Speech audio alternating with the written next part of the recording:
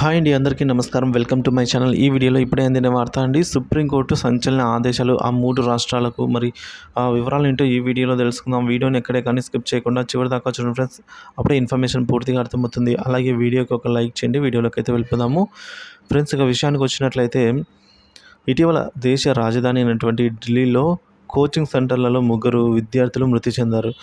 ఇలాంటి సంఘటనలు పునరావృతం కాకుండా నివారించడానికి ఏర్పాటు చేసిన కమిటీకి సహాయం చేయాలని, ఇప్పటివరకు అటువంటి సంఘటనలను నివారించడానికి తీసుకున్న చర్యలపై నివేదిక ఇవ్వాలని ఢిల్లీ, హర్యానా, ఉత్తరప్రదేశ్ రాష్ట్రాల నుంచి సుప్రీంకోర్టు తీర్పు అయితే కోరిందనమాట. సుప్రీంకోర్టు అయితే శుక్రవారం కోరింది. ఇటీవల ఢిల్లీలో ఓల్డ్ రాజేందర్ నగర్లోని రాపూస్ కోచింగ్ సెంటర్లో వరద పోటెత్తడంతో 3 ఐఏఎస్ విద్యార్థులు మృతి చెందారు. ఆ సమయంలో కోచింగ్ సెంటర్లలో నిర్వహణపై సుప్రీంకోర్టు మండిపడింది.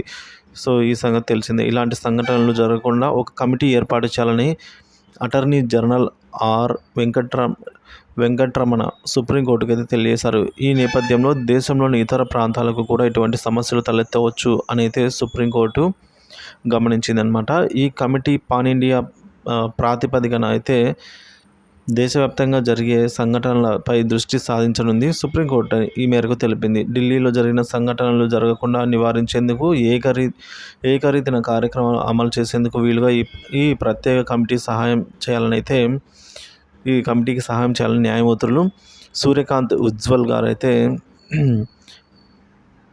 అలాగే భూయాన్లతో కూడిన ధర్మాసనం 3 రాష్ట్రాలను ఆదేశించింది. కాగా ఓల్డ్ రాజేందర్ నగర్లోని కోచింగ్ సెంటర్లలో విద్యార్థులు మృతి చెందడం దురదృష్టకరమని సుప్రీంకోర్టు తెలిపింది. గతంలో ఈ కేసుపై విచారించిన సుప్రీంకోర్టు కోచింగ్ సెంటర్లు డెత్ ఛాంబర్లుగా మారాయని మండిపడిన సంగతి తెలిసిందే. కోచింగ్ సెంటర్లు భద్రతా ప్రమాణాలు, సరైన వెంటిలేషన్, భద్రతా మార్గాలు కలిగి ఉండాలని కోర్టు సిఫార్సులు అయితే చేసింది ఫ్రెండ్స్.